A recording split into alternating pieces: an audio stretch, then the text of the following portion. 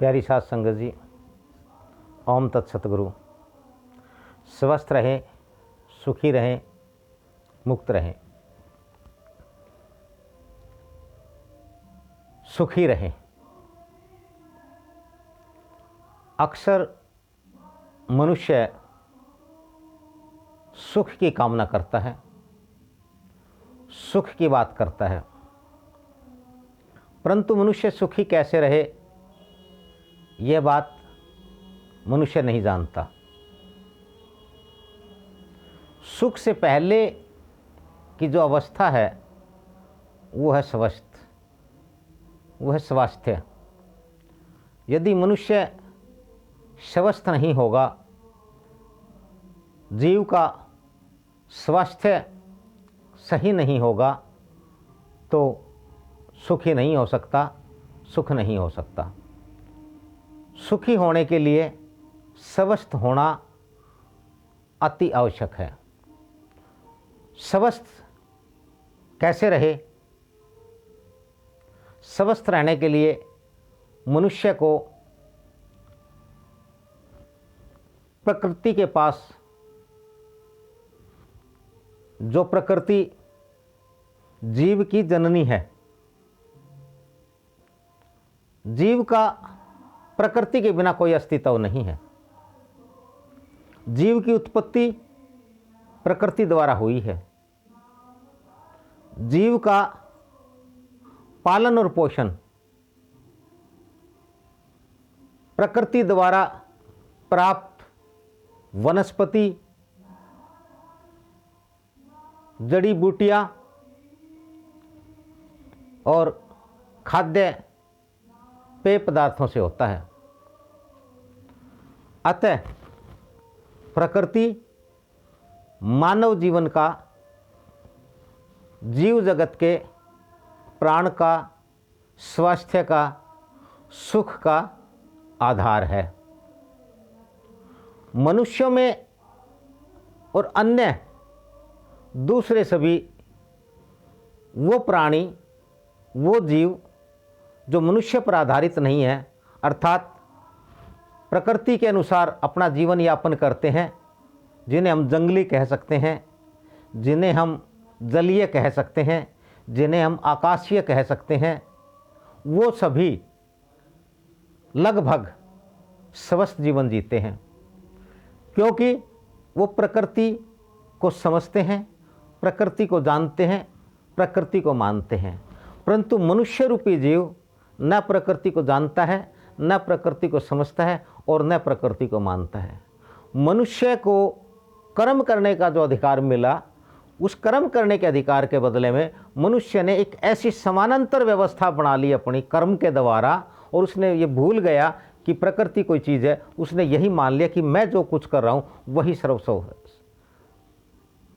है, वही सब कुछ है, और वो अपनी ही बनाई दुनिया में। जबकि मनुष्य को कर्म करने का अधिकार प्रकृति ने दिया। मनुष्य जो कुछ भी निर्माण करता है वो सब मनुष्य को प्रकृति द्वारा ही प्राप्त होता है। मनुष्य का इस संसार में अपना कुछ नहीं है जिसे वो ये कह सके कि वो इसका अपना है। मनुष्य स्वयं प्रकृति पर निर्भर है, मनुष्य स्वयं प्रकृति द्वारा निर्मित है। तो फिर ऐसे में मनुष्य ये कैसे मान लेता है, ये कैसे सोच लेता है, ये कैसे उसने ये मतलब तय कर लिया कि भी अमुक अमुक ये फला सारी चीज़ें मेरी है। यही मनुष्य के साथ गड़बड़ है। यदि मनुष्य पूर्णतया इस सत्य को स्वीकार कर ले कि मैं तो इस प्रकृति में निमित्त मात्र हूँ, प्रकृति ने मुझे चंद अधिकार प्रदान किए हैं और इन अधिकारों का मैं प्रकृति के अनुकूल रहते ही उनका जो है नियमन पालन करूं और उनको पूर्ण करूं, यही तो मनुष्य का धर्म है, यही मनुष्य का कर्म है। परंतु मनुष्य इस बात को भूल ही जाता है कि मतलब जो ना वो उसे प्रकृति के अनुरूप कार्य करना है।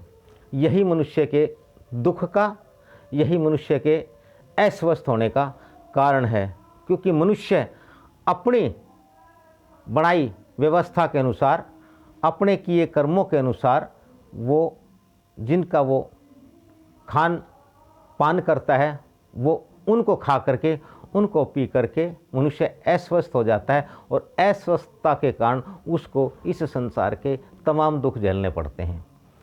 इसलिए मनुष्य को हमारी जो पुरातन पद्धति है, हमारी जो सनातन संस्कृति है, हमारी जो सभ्यता है, ये गुरुओं का देश है, ये संतों महात्माओं का, ऋषि मुनियों का देश है। इसमें स्वास्थ्य को लेकर के, सुख को लेकर के, कर्म को लेकर के, धर्म को लेकर के अनेक शास्त्र हैं, ग्रंथ हैं, अनेक हमारे पास हमारे संतों और महात्माओं के बतलाए हुए अनेक मार्ग हैं। मनुष्य उन पर चल करके, उनके अनुसार ही, उन नियमों के अनुसार यदि अपना जीवन यापन करता है तो निश्चित तौर पर मनुष्य स्वस्थ रह सकता है और स्वस्थ मनुष्य सुखी हो सकता है, सुखी मनुष्य मुक्त हो सकता है। यही इस मनुष्य के जीवन का सार है, आधार है, यही सत्य है। इस सत्य को मनुष्य को सदैव सदैव स्वीकार करना ही होगा। जब तक मनुष्य इस सत्य को स्वीकार नहीं करता है तब तक मनुष्य सुखी नहीं हो सकता। आइए सतगुरु सरदानंद सत्संग के द्वार सुख शांति है अपार।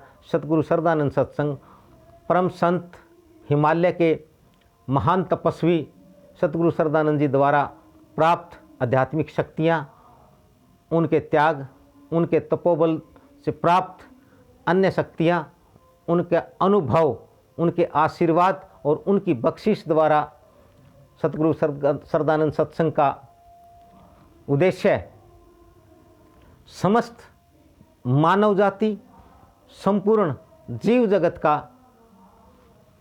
कल्याण करना है।